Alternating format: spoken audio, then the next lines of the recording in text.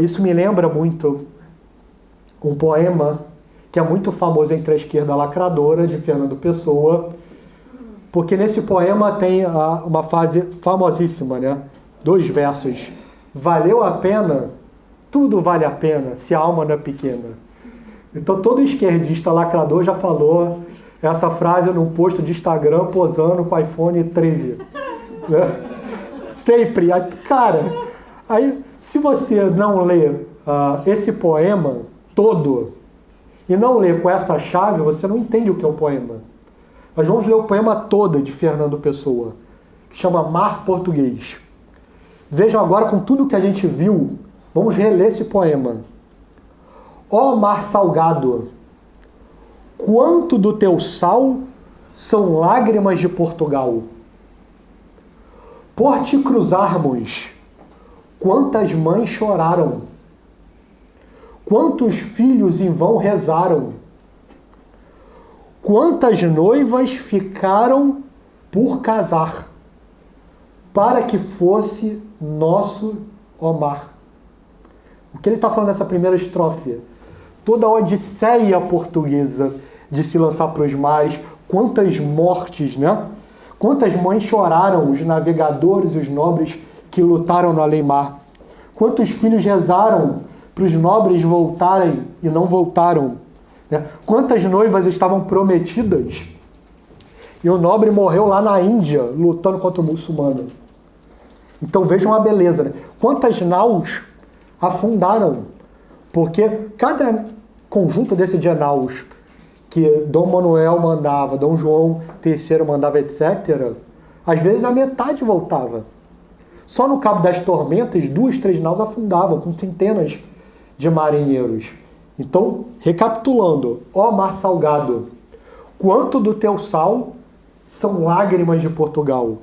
Por te cruzarmos, quantas mães choraram, quantos filhos em vão rezaram, quantas noivas ficaram por casar, para que fossem nossos, ó mar. E agora vem os 2 versos.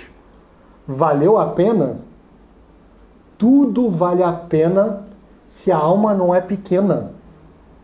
Ele está ligando aquilo ao espírito cruzado e imperial que contaminava o coração de todo português. E os 2 versos, ninguém fala, mas são ainda mais bonitos quando a gente conhece essa história. Vejam que profundo.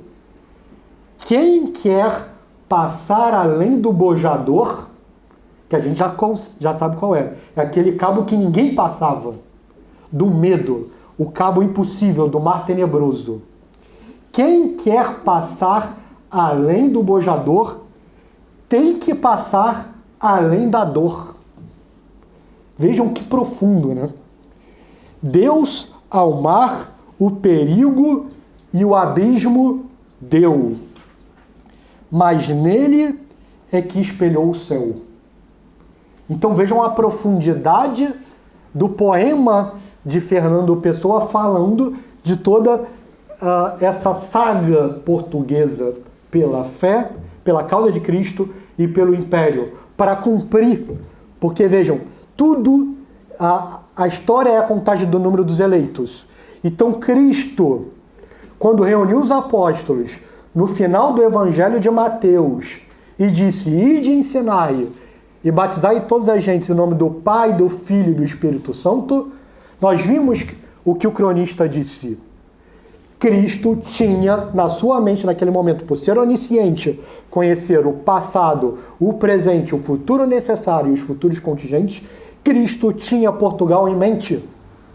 E ele preparou Portugal ao longo da história para que tudo aquilo conhecesse. Nossa Senhora apareceu quando Dom Afonso Henriques era pequeno e transformou o aleijado em um grande campeão da fé. Cristo apareceu antes da batalha decisiva que fundou Portugal e Dom Afonso Henriques veio. Na maior crise da história de Portugal, Cristo agiu por intermédio de São Frei Nuno de Santa Maria. Cristo mandou uma Santa Joana d'Arc, que, por seu intermédio, fundou a Casa de Avis, talvez a maior casa de toda a cristandade em toda a história. E essa casa de grandes heróis da geração ínclita e de seus descendentes. Foi com tudo. E morreu, talvez, com seu príncipe mais virtuoso, D. Sebastião, o homem que não poderia esperar para combater o muçulmano no Além-Mar. Então, tudo estava previsto desde a eternidade para acontecer. Cristo deu aos portugueses uma nação para nascer e um mundo para morrer. E nós somos descendentes dessa geração e precisamos, então, lutar para que Cristo seja conhecido, servido e amado no Brasil, como ele foi historicamente em Portugal. E que viva Cristo Rei!